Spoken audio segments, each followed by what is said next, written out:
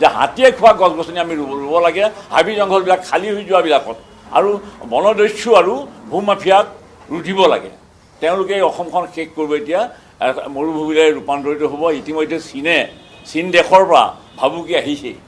ব্ৰহ্মপুত্ৰখন যদি ব্লক হৈ যায়, ব্ৰহ্মপুত্ৰ যদি মানে ব্ৰহ্মপুত্ৰৰ আজিৰ যিটো অৱস্থা, সেইটো যদি কাইলৈ পৰহিলে শুকাই মৰুভূমি হ'বলৈ যায়, তেনেহ'লে হয়তো ব্ৰহ্মপুত্ৰৰ পাৰৰ মানুহবিলাকো মৰিব কেতিয়াবা। হয়তো নদী বান্ধটো যদি ভাঙি পানীবোৰে যদি হুৰে হুৰে আহিবলগীয়া হয়, তেনেহ'লে অসমৰ অৱস্থা অতিকৈ ভয়ানক হ'ব, বিপদজনক হ'ব।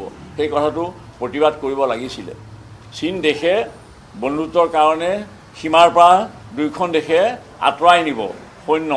আজি দুমাহৰ আগতে এখন আণ্ডাৰষ্টেণ্ডিং হৈছিলে। সেই দুমাহ নহওঁতেই দেখোন তেওঁলোকে আকৌ ধ্বংস কৰাৰ এটা আঁচনি লৈ পেলাই আমাৰ বিশেষকৈ ক্ষতিগ্ৰস্ত হ'ব অসম। ভাৰতবৰ্ষৰ অন্য ঠাইবিলাক ইমান ক্ষতিগ্ৰস্ত নহয়। সেইকাৰণে অসমৰ মানুহে এইটো আচলতে কৰিব লাগে। এইটোতে মানে অকণমান প্ৰতিবাদ বা চৰকাৰো এইটোৰ ক্ষেত্ৰত আগভাগ ল'ব লাগে, যাতে চীনে ইমান বৃহৎ এটা বিদ্যুৎ প্ৰকল্প তাত প্ৰজেক্টটো তেওঁলোকে যাতে স্থাপন নকৰে।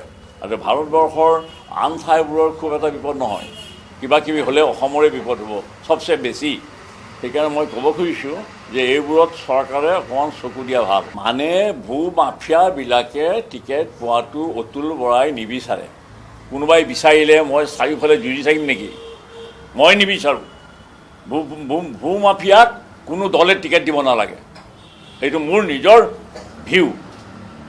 সেইকাৰণে মই নিজে কোৱা নাই জানো, ভিউ হ'লেওতো মই আজি এটা দলৰ MLA, মই দলটোৰ কিছুমান কথাত সদায় সমালোচনা কৰি থাকোঁৱেই মাজে সময়ে।